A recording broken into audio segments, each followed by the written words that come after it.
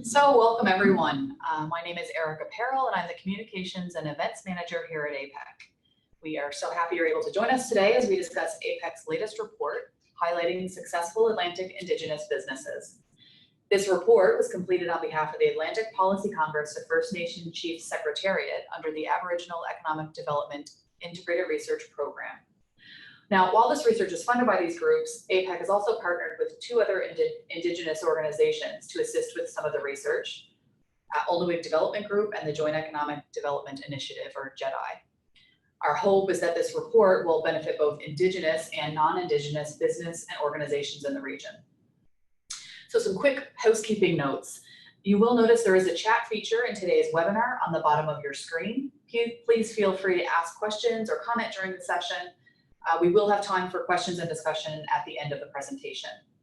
We also have 3 polling questions throughout the webinar. You can answer them directly in the Zoom platform.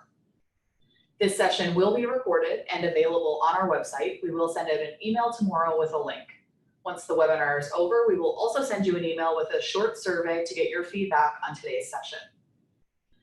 I am joined today by my colleague, Fred Bergman. Fred is APEC's Senior Policy Analyst and the author of this report. He was previously the Director of the Economics and Statistics Division with the Nova Scotia Department of Finance. Fred is an expert in sourcing business statistics and APEC's lead on economic impact analysis.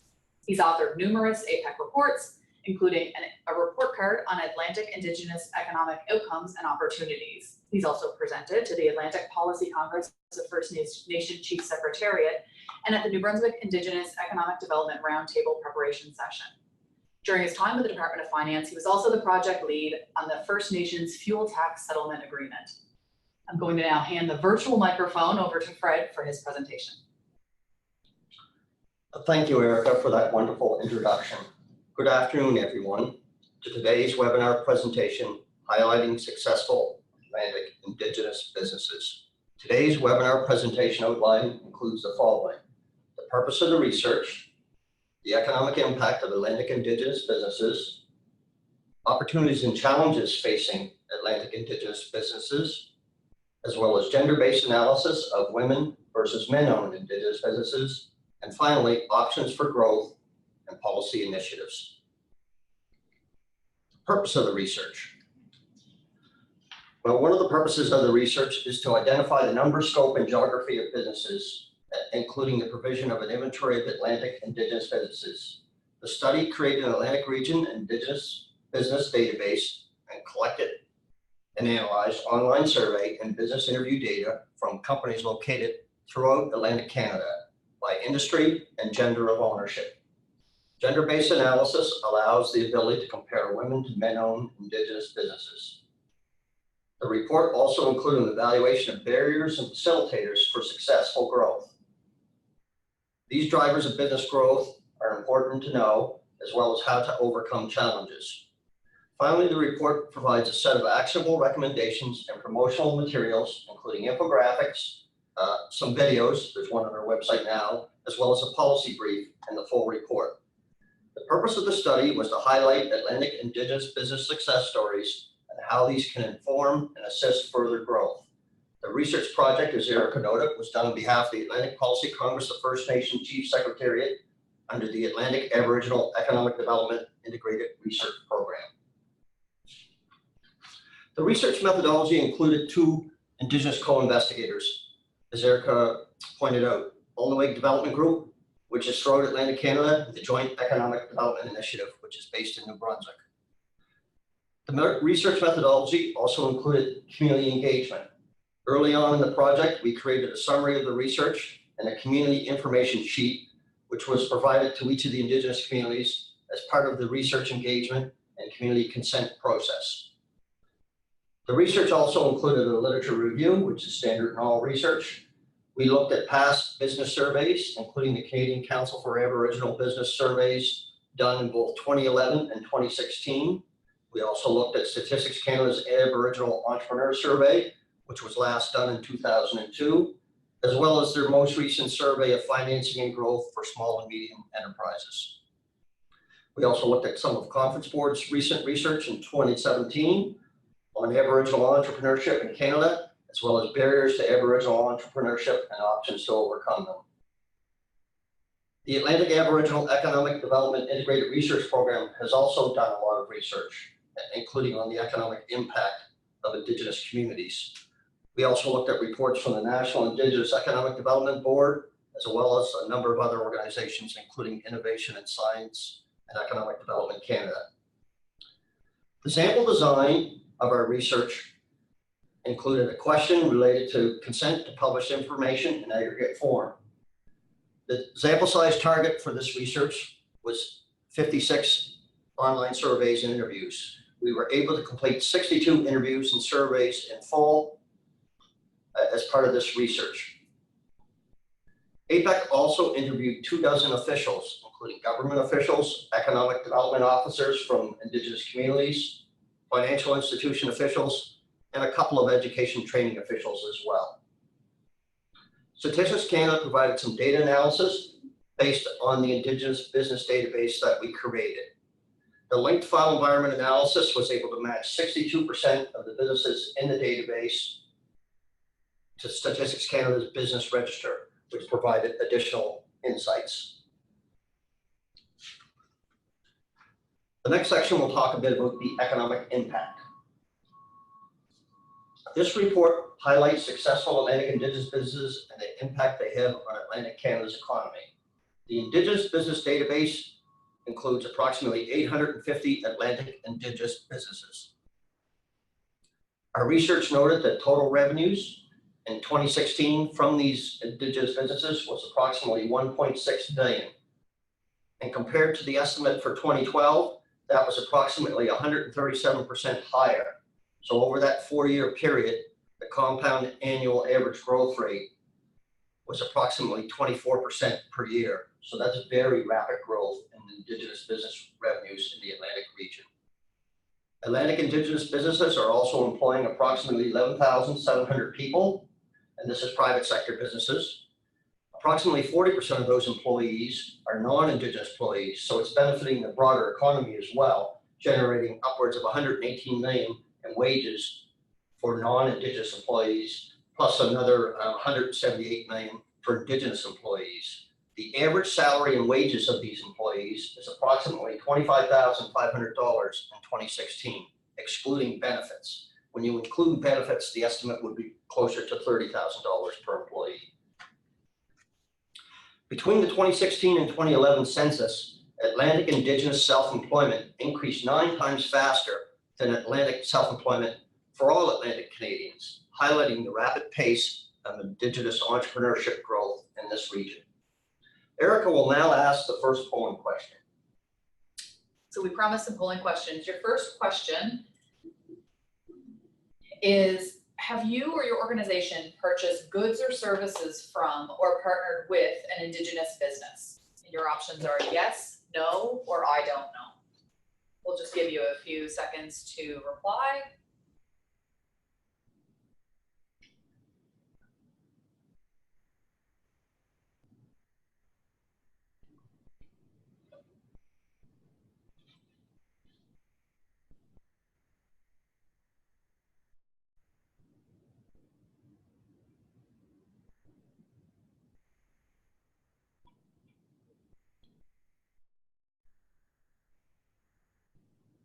Okay, I think everybody had an opportunity to see. So we sort of overwhelmingly had yes, which is great to hear. So 62% of you rather answered that question as yes. We had 6% as no, and then 32% answered that they weren't sure. I don't know. Fred, you can probably comment a little bit more about. Yeah, the results are quite positive relative to past research as well as APEC's research. I can tell you from our research, only about 1/3 of the Indigenous businesses that we surveyed or interviewed are involved in selling their goods and services to governments across the Atlantic region. We also, based on past research, noted that only about 6% of national corporations or Canadian corporations are actively partnering with Indigenous businesses or communities, and another, I think it's 9%, are what are called engagement novices. So they're in the early stages of partnering with Indigenous businesses or communities. So these results in this region are quite positive and quite a bit higher than what you've seen from other research, including our research.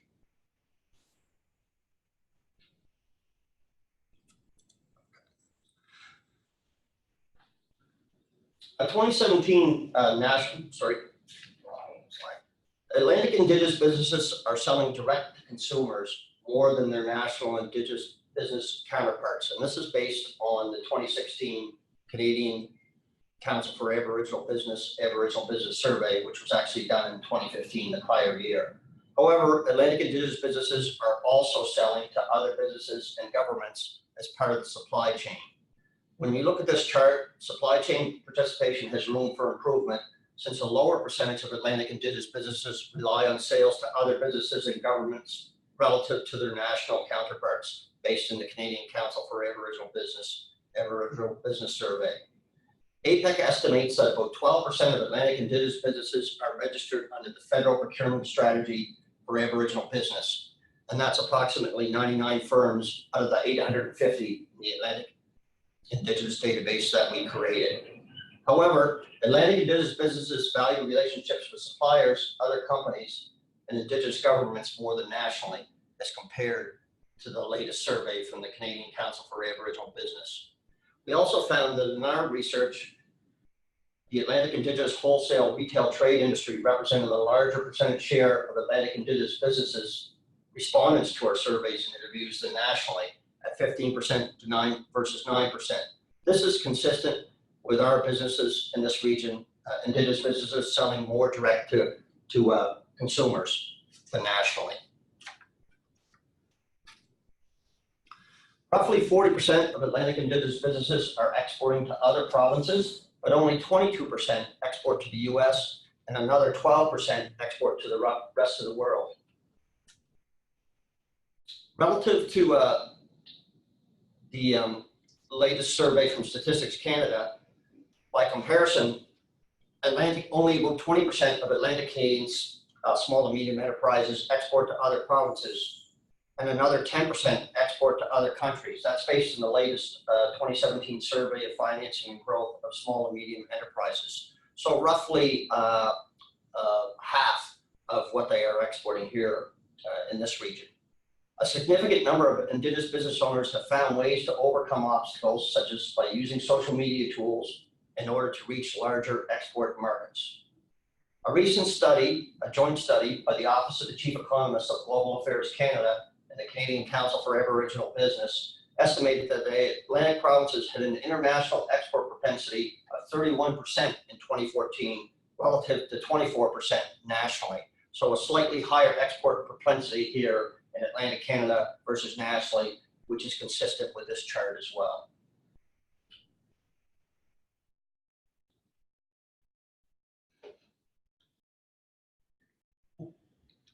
Next, I'm going to talk a bit about opportunities and challenges.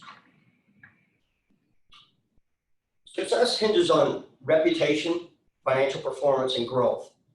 But our interviews and online survey also found that community and environment are important as well. About 70% of Atlantic Indigenous businesses feel they have been very or extremely successful to date. By comparison, the Canadian Council for Aboriginal Business estimated that about 52% of national Indigenous businesses felt they were very or extremely successful to date. So Atlantic Indigenous businesses are feeling a little bit more upbeat, but keep in mind our surveys approximately 4 years later. A lower percentage of respondents that were women-owned businesses versus men-owned businesses chose reputation, financial stability, sustainability, and stability as factors important to their success. This suggests that women-owned businesses in Atlantic Canada would benefit from more training focused on reputation and customer service, marketing and communications, and financial and cash flow management, including bookkeeping. Building your brand's reputation through marketing and communications and customer service is important for long-term success. Erica will now ask the second polling question. So our second polling question today is, from your knowledge of or experience working with Indigenous or other companies, what is the biggest obstacle facing Indigenous firms? We'll give you a few seconds to reply. The options are lack of awareness by potential clients or customers, focused on markets with limited growth potential, inadequate business skills or experience, lack of financial history or experience, or lack of collateral for financing.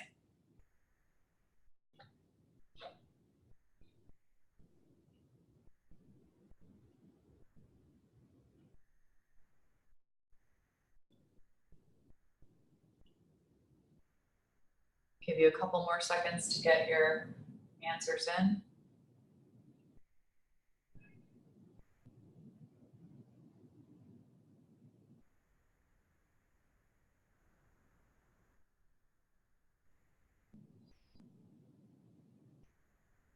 Okay, so it looks like at 39% think that the lack of awareness by potential clients or customers is the sort of leading obstacle. The rest were split 14% and 20%. So 20% was lack of collateral for financing, and then the 3 remaining options were split at 14. So Fred can probably speak a little bit more to what the research. Yeah, I mean, the past research on the partnerships, which I already discussed, that's fairly consistent with the lack of awareness from what we've seen. Often organizations help promote supplier diversity by purchasing supplies from Indigenous businesses. And here in Canada, there's a private organization called the Canadian Aboriginal and Minority Supplier Council. And I know a number of Canadian chartered banks belong to that council. The Canadian Council for Aboriginal Business also provides certification for progressive Aboriginal relations for Canadian corporations or businesses that want to do business with Indigenous businesses here in Canada. As well, here in the Atlantic region, JEDI's accelerator program provides the tools to excel and advance business opportunities with industry and federal government procurement. So we know there's room for improvements in those areas, and those are just some examples of how to go about doing that. In our research, the top 2 reasons Atlantic Indigenous businesses were turned down for financing was due to lack of collateral for financing, which Erica pointed out was the second highest response for our polling at 20%. The Federal Indian Act limits the use of real or capital property on reserve as collateral, but there are workarounds such as locality lease policy. The other top reason Indigenous businesses are often turned down for financing is due to lack of financial history or experience, which tied for 3rd at 14% in our polling. Women-owned businesses often use personal wealth and personal credit cards to start a business.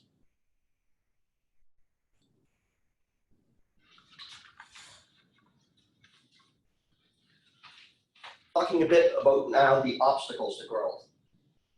Some of these obstacles to growth for Indigenous businesses are not unique to Indigenous businesses and apply to non-Indigenous businesses as well, such as economic conditions or the high cost of doing business. However, Indigenous businesses located in rural areas would also face local economic conditions as well, and a smaller market. Access to equity and capital is important because it can help leverage debt financing.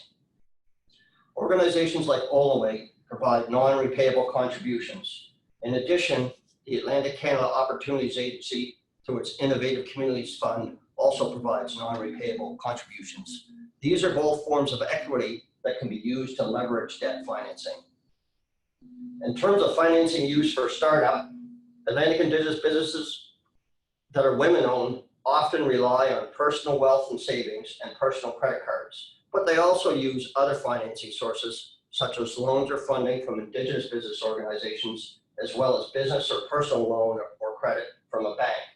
Using a personal credit card to start a business would have a higher cost of borrowing.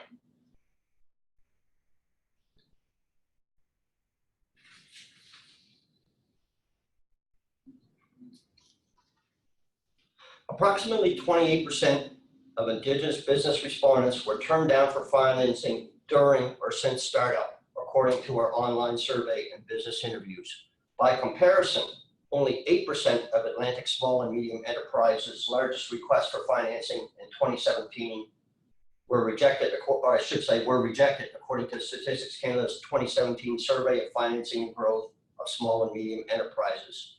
The reasons for being rejected for financing included insufficient collateral. For the 2017 Statistics Canada survey of financing and growth of small and medium enterprises, only 5% of Atlantic SMEs were turned down due to insufficient collateral. Whereas in our survey and interviews, we found that 28% of Atlantic Indigenous businesses were turned down due to insufficient collateral. So we know that's certainly an obstacle that Indigenous businesses face, especially on reserve. Indigenous businesses located on reserve would tend to lack collateral, resulting in a higher cost of borrowing or no ability to borrow at all. The Federal Indian Act could be viewed as a restrictive policy. However, there are options to offset the impact, such as the Federal First Nations Lands Management Act, which I'll talk about later in the webinar presentation. In APEC's policy brief, we talked about Rock Solid Diesel. It's a business based in Grand Falls, Windsor, Newfoundland and Labrador that was turned down for financing, but was able to get a youth loan from the Community Business Development Corporation to start the business. I'm now going to talk about gender-based analysis. Approximately 27% of Atlantic Indigenous businesses are 100% women-owned, according to our research. Another 21% are 50 to 99% women-owned, for a total of 48% that would be controlled by woman ownership. According to Statistics Canada, approximately 17% of Atlantic Canadian private enterprises were women-owned on average from 2005 to 2013. That's all Atlantic Canadian private enterprises, Indigenous and non-Indigenous. Another 12% were equally owned or jointly owned by men and women.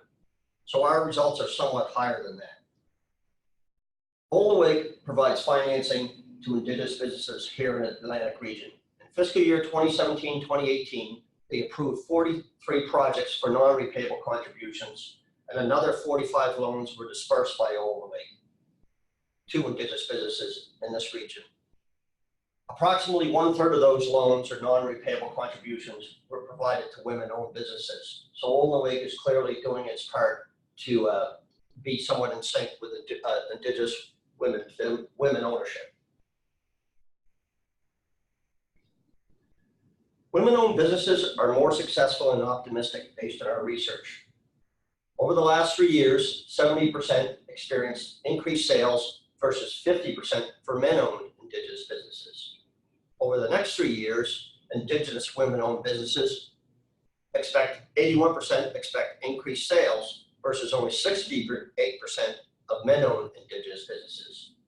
Women-owned businesses attribute their success more to profitability, growth, environmental sustainability, community employment, community service, and personal and or family employment relative to men-owned businesses. So in other words, the profitability, it was rated higher as a response for women-owned businesses versus men-owned businesses, for example.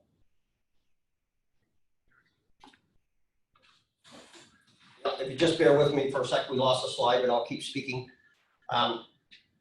Indigenous women are starting businesses at a faster rate. This is according to an impact study done for an Alberta Aboriginal financial institution. That study also noted women prefer entrepreneurship because it provides a better work and family life balance. So the impact study stated that Indigenous women are starting businesses at twice the rate of Canadian women in general, both non-Indigenous and Indigenous. Although women-owned businesses are more successful, they face unique barriers that could limit their growth potential. Thank you, Erica.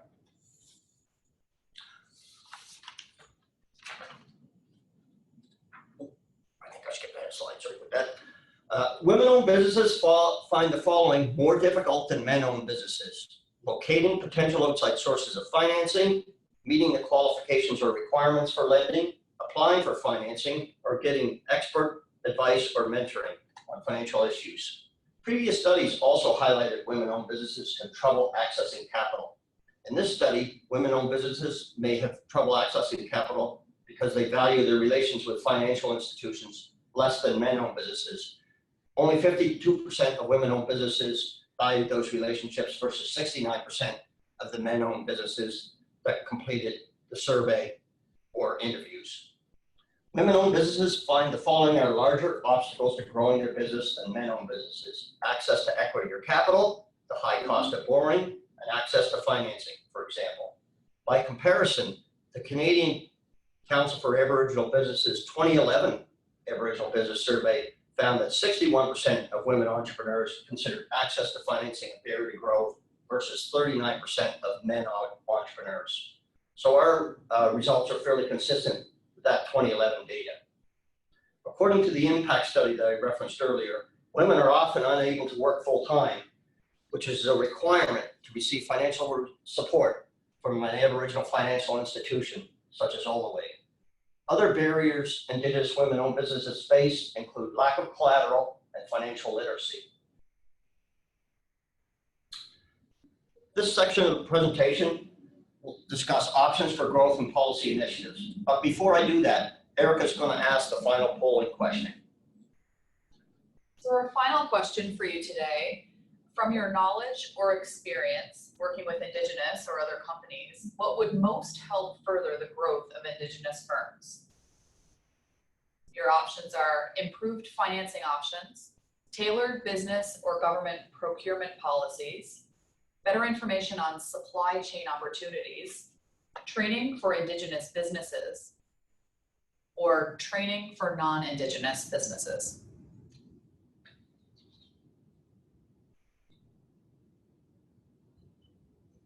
Just give you a couple of seconds to get your answers in.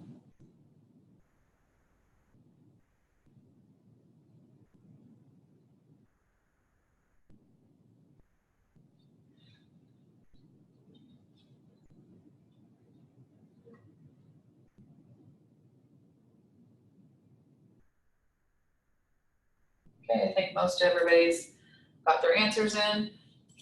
So Fred, we are a little bit split. So the top answer at 40% was improved financing options, followed closely by 29% of training for Indigenous businesses. And then we have better information on supply chain opportunities at 18%, tailored business and government procurement policies at 11%, and 2% for training for non-Indigenous businesses. Yeah, the results are fairly interesting. Obviously, if access to capital and access to financing is a large barrier for Indigenous businesses, improved financing options is a very relevant option for resolving that particular barrier or obstacle. I've already talked a bit about Olaway and the funding they provide through their programming.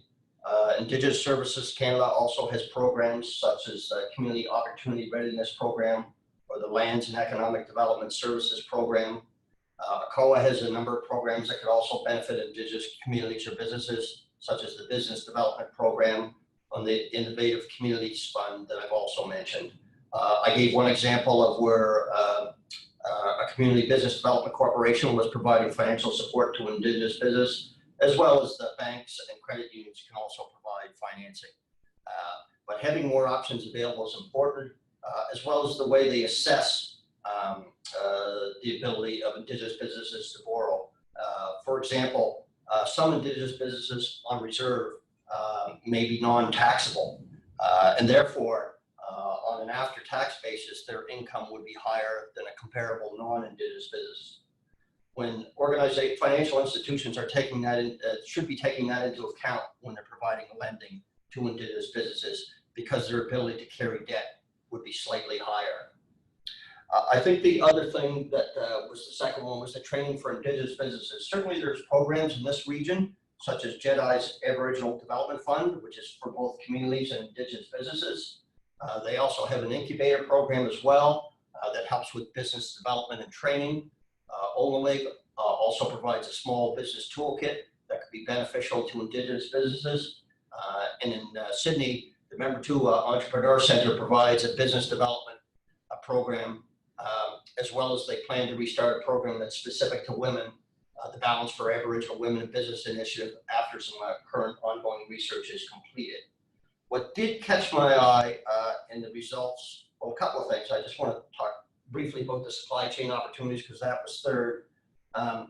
Companies can register with the Aboriginal Business Directory under the Federal Procurement Strategy for Aboriginal Business. As I said earlier, we estimate only 12% of Atlantic Indigenous businesses are registered under that directory. Organizations could also promote supplier information sessions for Indigenous businesses, similar to Nova Scotia's reverse trade show. So it's like a supplier show, basically. The final thing I want to point out was the lowest response rate was on training for non-Indigenous businesses. That's consistent with the fact that we're not seeing a lot of Canadian corporations partnering with Indigenous businesses. And so maybe they need to get a bit more up to speed on how to partner with Indigenous businesses. JEDI's Indigenous Awareness Reconciliation Model provides training on cultural sensitivity and reconciliation to non-Indigenous organizations via a 1.5-day course. According to our survey of EDOs, Economic Development Officers, trust, financial success, experience working with Indigenous communities, and the length of the time that the company existed, the private company, are important qualities in a business partner.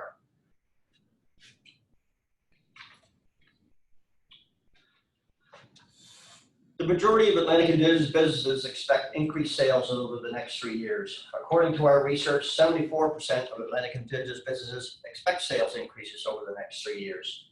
81% for women-owned Indigenous businesses, and another 68% for men-owned Indigenous businesses. The top 3 means to achieve this growth over the next few years includes finding new customers within existing markets, offering a new product or service, or improving existing products and services.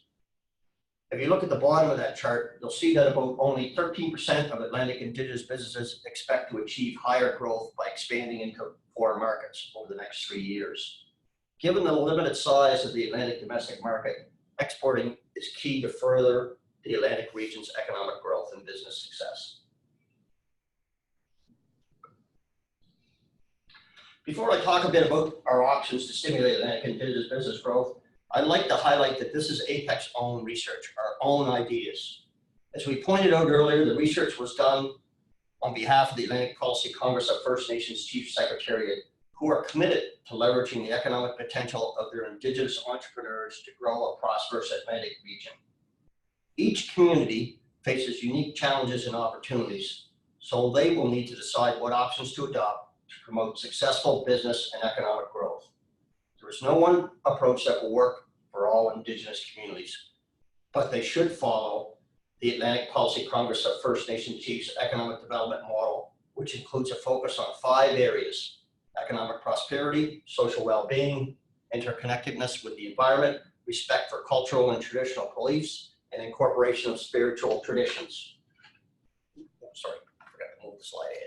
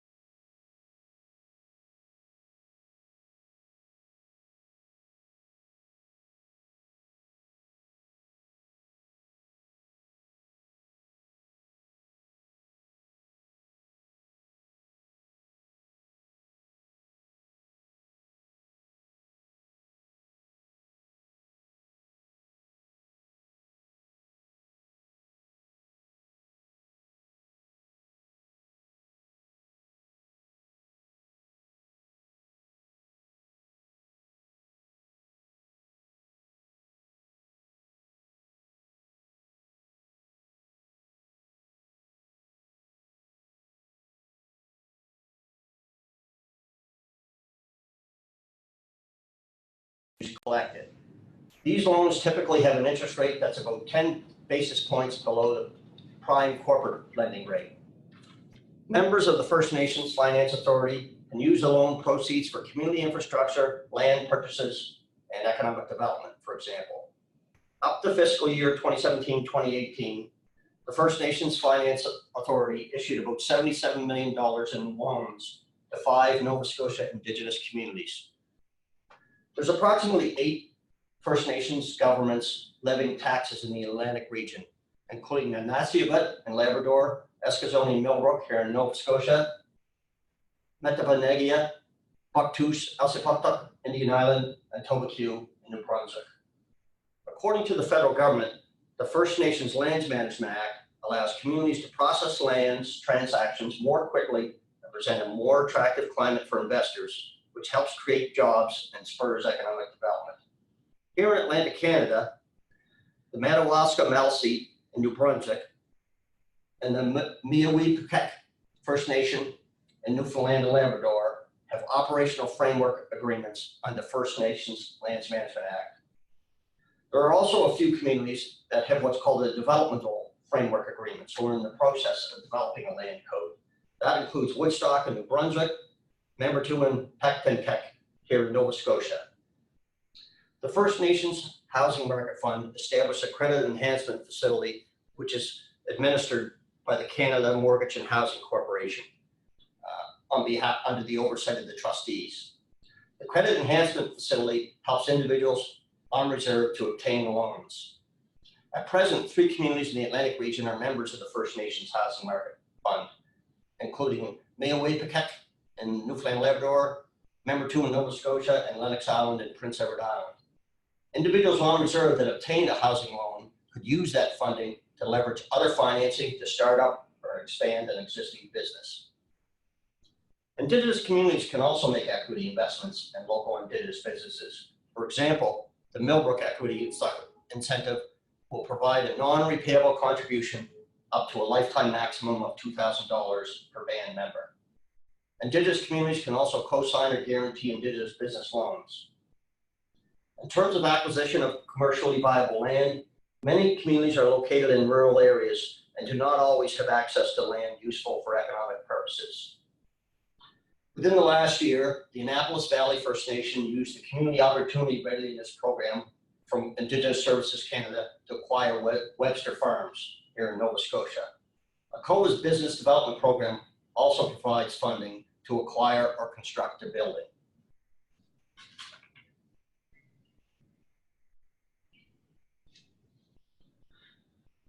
There are currently 99 Atlantic Indigenous businesses that are registered under the federal procurement strategy for Aboriginal business, which I alluded to earlier. Federal budget 2019 will provide up to $100 million to support the creation of Indigenous business growth. The Atlantic domestic market has limited potential for growth, so therefore it's important to focus on export promotion. Only 13% of Atlantic Indigenous businesses forecast to increase sales over the next 3 years based on expanding into foreign markets, which I alluded to earlier, emphasizing the importance of promoting export promotion. In terms of land acquisition, here in Nova Scotia, Glooscap Ventures Corporation purchased land for the Glooscap Development Project. That land purchase is currently going through the additions to reserve process. In New Brunswick, the Metabonegia Economic Ventures Corporation purchased land along the Trans-Canada Highway near Moncton to develop economically. And that land is also going through the additions to reserve process. The Atlantic Growth Strategy in Atlantic Canada includes engaging and consulting with Indigenous community and industry leaders. As the Atlantic Growth Strategy moves beyond engagement and consultation, it's important that there should be more economic opportunities for Indigenous persons, communities, and businesses. The impact study for the Aboriginal Financial Institution in Alberta that I alluded to earlier recommended creating a unique Indigenous Women's Loan Fund that is managed by a woman and has seed funding of approximately $5 million. So it's important to kind of consider a recommendation like that for the Atlantic region as well. That impact study also recommended co-financing and microloans be allowed, as well as provision of childcare during training courses for women-owned businesses. This completes my presentation. I will now turn over the webinar to Erica, who will provide more details on accessing the report before opening up the webinar to questions from the audience. Thank you. Thank you, Fred. We do have time for a few questions. Again, I want you to use the chat feature at the bottom of the screen if you have any questions or comments for Fred. I do see that there are a couple coming in already. And while some of you are sort of feverishly typing out a few more questions, I just want to remind you that the full report and a 4-page policy brief are available for free download on APEC's website. We've included a link here. The website the webinar rather, will also be available for download on our site later. And finally, before we get to the questions, I know there are lots of familiar names joining us today, but there are also some of you joining us who may be a little bit less familiar with APEC. We are an independent economic research and policy institute whose mandate is to further economic progress in Atlantic Canada. We're actually celebrating 65 years this year. And as a member-based organization, we do rely on the support of members from across the region and the country. Membership fees sustain APEC's independent regional voice and enable us to advocate for business strategies and policies to help the region grow. So if you're not a member of APEC, we would love the opportunity to discuss how we can be a great resource for your business or organization. So you can visit our website for more information on membership. So now for the questions. I do see there are some coming in already. Like I said, if you do have some questions, pop them in and Fred will be happy to answer. We do have a few minutes for questions. So the first question is, where does Olneway get their financial resources to offer others financial support?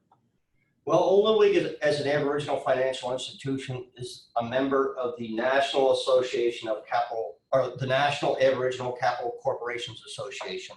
I think some of the funding comes from Indigenous Services Canada through the Aboriginal Business Development Program. And I know at Olneway, I think it's referred to as the Aboriginal Business Financing Program. There's a slight difference in the title, but it's effectively the non-repayable contributions program. I know one of the two programs for the funding provides about 31 million or so nationally. And I know one of the two numbers I looked at on loans versus non-repayable contributions, Olneway was getting about maybe 6% of the national funding through NACA, the National Association, the National Aboriginal Capital Corporations Association. But of course, the federal government once again provides seed funding or some ongoing funding from time to time to NACA, which is distributed to Aboriginal financial institutions like Olneway. And I mentioned recently the additional incremental funding through federal budget 2019 for the income growth fund of approximately, I think, 100 million. How much is going to go to Olneway at this point, I can't say. I think it's important for organizations like Olneway to do what they can to grow Indigenous businesses, because I did note that the National Aboriginal Capital Corporations Association is looking to assess how much funding is being used and allocate that funding to AFIs that that need that funding. So it's important that we make sure that we get our fair share in this region from that respect. There's lots of questions coming in. So the next question is, you mentioned there was an increase in Indigenous self-employment. Were there any particular sectors in which this growth was experienced? Also, regarding exports by Indigenous firms, what sectors or types of goods are usually exported? Yeah, what's unique in this survey and in some of the other surveys that I looked at, including the Canadian Council for Aboriginal Business, when they're looking at exports, they also are clearly including exports that are effectively tourism revenues. So you'll see that retail trade and accommodation and food services, for example, are also exporting. Now, some of that might be direct, but in a lot of cases, it's probably tourists coming here and buying goods. Yes, sometimes people can buy stuff online or order stuff from abroad and have it shipped to their location. But I suspect that there's also tourism exports effectively embedded in that data as well.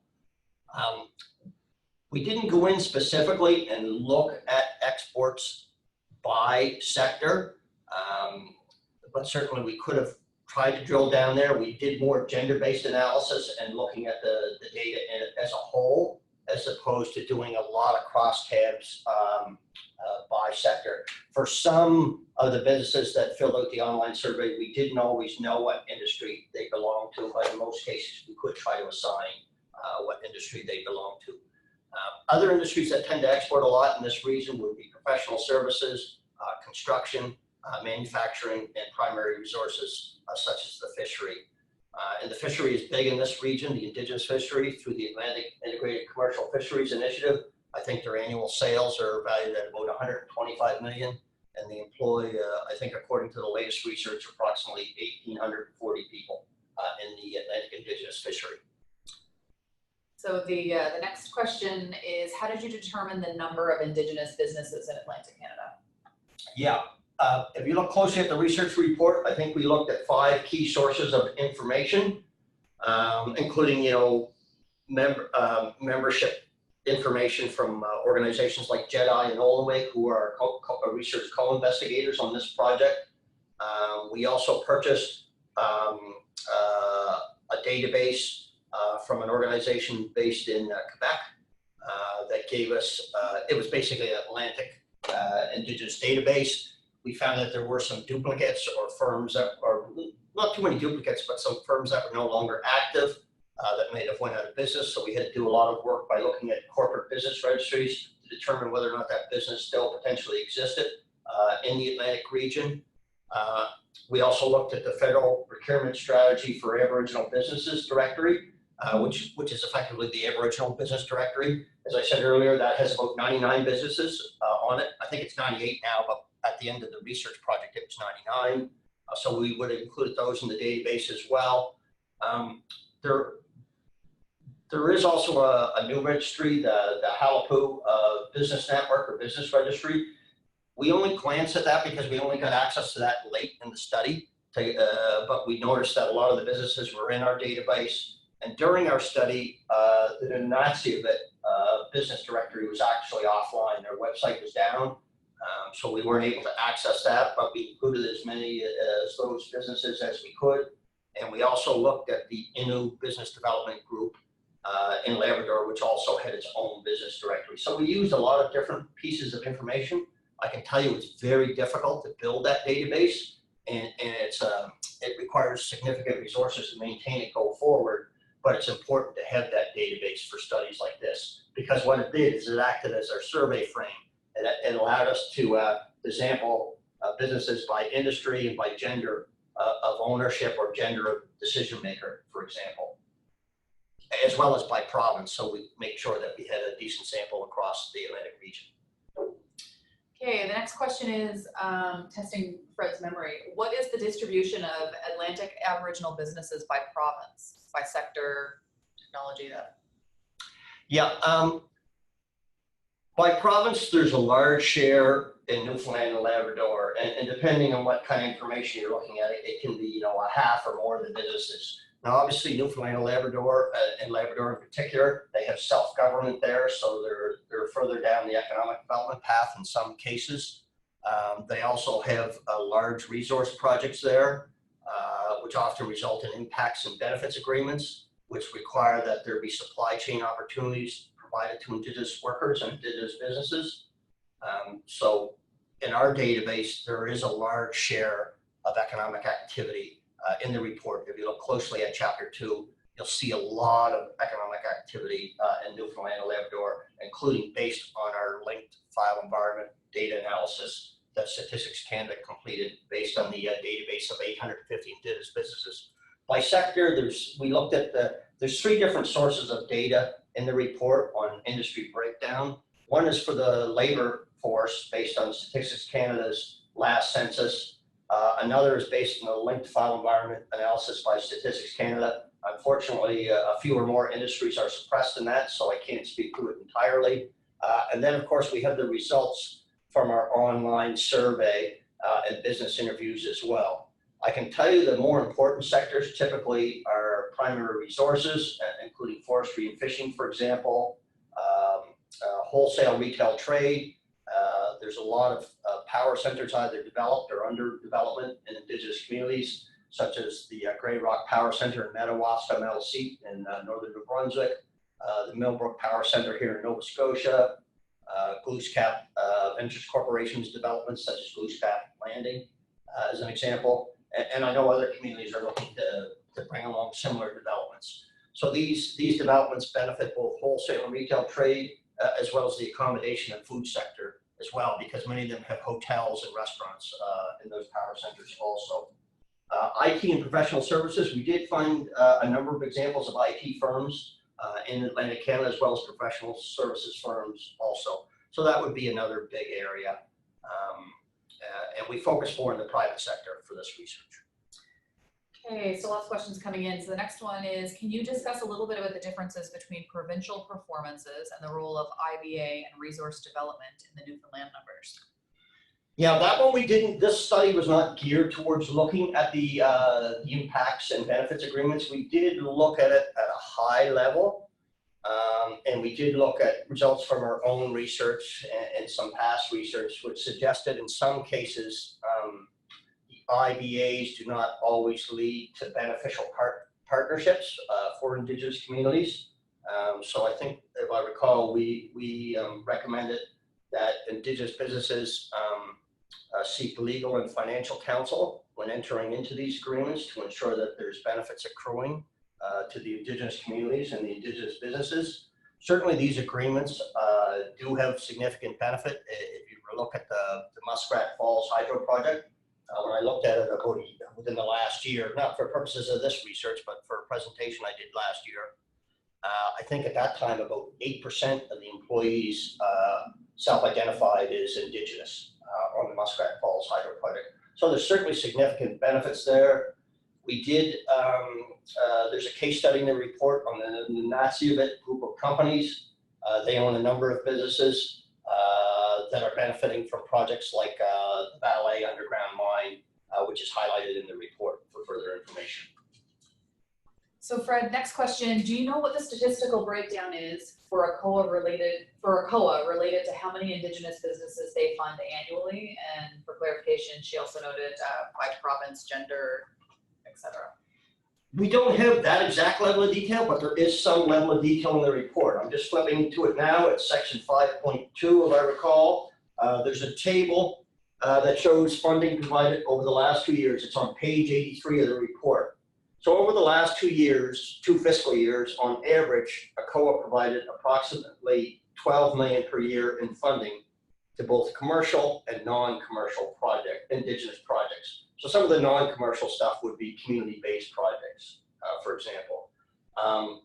In the latest fiscal year, they funded 56 projects in total, and the prior year they funded about 54 projects. That funding in the latest year, which was just over 11 million for the latest fiscal year, that leveraged that helped leverage the total project investment of approximately 56 million. We don't have a breakdown by, men versus women-owned businesses or any of those kind of details by province. That data would probably be considered confidential, and I think we did well. And I'd like to thank Atlantic Canada Opportunities Agency personally for sharing that information with us, because it was quite valuable. So next question, I believe you referenced 2 incubators in Atlantic Canada for Indigenous business startups innovation support. Is this number correct from your presentation, and is this the total for all of Atlantic Canada? Yeah, there's not a lot. There's a case, I wouldn't quite call it a case study, but there's a highlight box in the report that talks about incubators and what's going on there. Obviously, JEDI is doing some things in New Brunswick, as well as the Member 2 Entrepreneur Center in Member 2 in Cape Breton here in Nova Scotia. When we looked at this carefully, the incubators that exist now for non-Indigenous businesses sometimes have certain focus on certain sectors that are very innovative, such as IT, for example, information technology, or bioscience, or the agri-food sector. We did see some examples of Indigenous businesses in those sectors. The challenge for developing an Indigenous incubator is that often people that would want to get involved in that type of incubator are located across the region and sometimes from rural communities. So how do they go about relocating to an incubator location, such as maybe JEDI's location in Fredericton, or Member 2 Entrepreneur Center's location in Member 2, where they also have an incubator? It's a difficult kind of problem to address, and I'm not so sure it would work on paper, but that's something for a further research study to try to kind of hammer that out. Now, obviously, there's existing incubators that probably the odd Indigenous business is taking advantage of, that non-Indigenous businesses are using also. But those are the only 2 examples that we came across. But once again, this study was not focused on the incubator aspect. It was more focused on looking at successful Indigenous businesses in the region. So another quick question. Can the policy brief, so the 4-page policy brief that we released, can it be broken down by province? Ooh. Certainly that would not be part of the RFP that we bid on, just for clarity. And it could be actually somewhat costly. Now, if you go to chapter 2 of the report, you'll find some of that data on revenues, employment, and wages and salaries, for example, broken down. Behind the scenes, I think we had the breakdown by province. We have tables in the report that give kind of a high-level breakdown by province of those. And we also have a table in the report that provides that industry breakdown as well in chapter 2. The rest of the report, to try to break that down by province, yes, it could potentially be done, but then you're getting into smaller sample sizes for some provinces. The quality of the data would be a little bit more questionable. Even Statistics Canada often knows that provinces like PEI, it's more difficult to publish data in that fashion, and they often roll up their data for the Atlantic region due to data quality issues. So I would kind of challenge even attempting to do that, or the benefit of doing that. And I can tell you it would be a bit of work to create 4 policy briefs for each province. Could it be done? Potentially, yes, but I've highlighted some challenges. Okay, so we do have a couple more questions. I know we're getting short on time, so I will note that any questions we don't get to, I will pass them along to Fred, and we can hopefully get back to you independently. But we do have time for probably 1 or 2 more. So one is a quick statement or a comment, I guess. At CCAB, we began an Aboriginal procurement strategy in 2018 called Supply Change. We now have 56 corporations who have joined us, with commitments to increase procurement opportunities for Aboriginal-owned businesses. We have worked with the federal government, and now they have a target to increase federal spending by 5% by 2024. That's great to hear, and I wasn't aware of that, although I didn't look at all the reports. We looked at quite a bit of information from the Canadian Council for Aboriginal Businesses website. I know the other organization I mentioned, the Canadian Aboriginal and Minority Supplier Council, has about 77 members, I think, nationally. So certainly you're doing well at the Canadian Council for Aboriginal Business, even though it's early days, and I wish you continued success. I think it's an important path for you to go down, and I would certainly support that.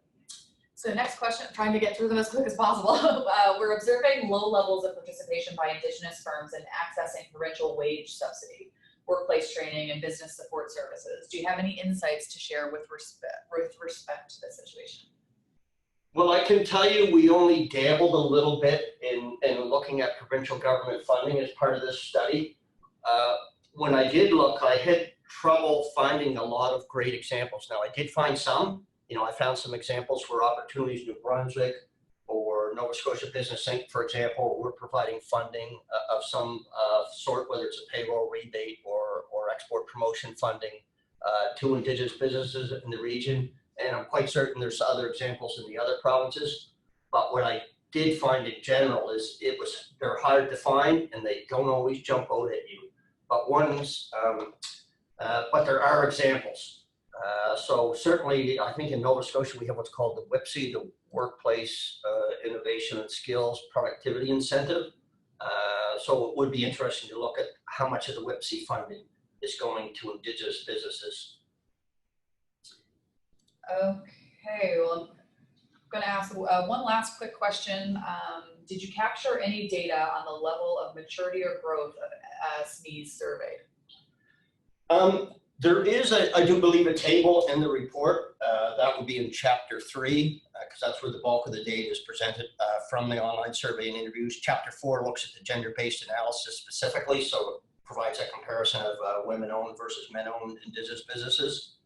We did look at the age structure, and a lot of the firms that completed the interviews or online survey were typically a little older, so like 10 years or more, or 5 years or more, the majority of them. We only got a few that were what I would call very early stage entrepreneurs. So most of them were somewhat more established businesses. And it's probably a challenge to even find those businesses, get them into our database as part of the survey frame, and then reach out to them to try to encourage them to complete a business interview or online survey. And that would be a challenge for any survey, whether it was Indigenous or non-Indigenous. It's those new firms that are hard to track down. Okay, thank you, Fred. I would like to thank all our participants for joining us today. As I mentioned, we will send you an anonymous survey to get your feedback on today's session, and it only takes about 30 seconds. So please, if you do have a couple of seconds, please complete that today if possible. A final reminder, this webinar has been recorded, so we will send it an email tomorrow with a link to access the session, and it will be available on APEC's website. Again, I want to thank you all for joining us. Thank you, Fred, for the presentation, and this will conclude today's session.